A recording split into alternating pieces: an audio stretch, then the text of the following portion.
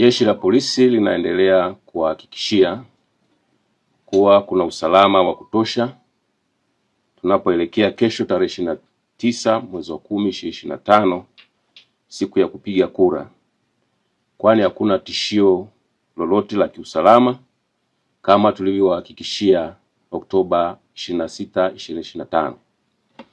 Aidha, ningependa kuwatahadharisha kuwa kuna kikundi cha watu baada ya kuona wameshindwa kuvuruga amani ya nchi yetu, wameunda kikundi cha vijana ambao wanaandaa picha mjongeo na taarifa mbalimbali za matukio yaliyotokea siku za nyuma ambayo yalishashughulikiwa na mengine ya kutunga ili yawasambaze kwenye mitandao ya kijamii yaonekane yametokea kipindi hiki au muda mfupi uliopita. Mkiona taarifa kama hizo kwenye mitandao ya kijamii na baadhi ya vyombo vingine vya habari vilivyoandaliwa na watu hao wenye nia ovu na amani ya taifa letu, mtambue kuwa ni za uongo, uzushi na za kutaka kutuchonganisha na kutugombanisha.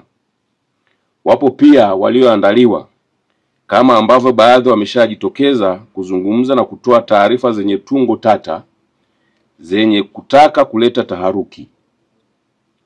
Pia wanakusanya matukio ambayo yalitokea nchi nyingine na kuyatengeneza kwa kuyawekea sauti zenye lafudhi ya Kiswahili ili yaonekane yametokea nchini mwetu na wakati huu muhimu tunapoelekea kupiga kura kesho. Pia wamepanga kuchukua picha za baadhi ya viongozi na kuziwekea maneno na sauti zenye matamko ya upotoshaji ili ionekane wao ndio wanazungumza au wanayatamka wakati si kweli.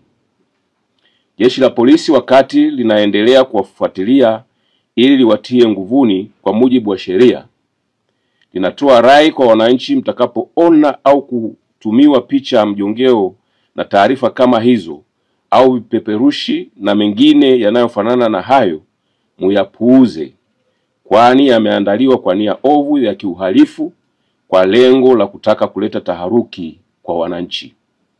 Aidha, mkitumiwa taarifa kama hizo msizisambaze, kwani kufanya hivyo ni kosa la jinai kwa mujibu wa sheria ya makosa ya kimtandao. Badala yake mzifute. Mkumbuke, taarifa sahihi zinazohusu jambo lolote zitatolewa na mamlaka zenye wajibu wa kufanya hivyo.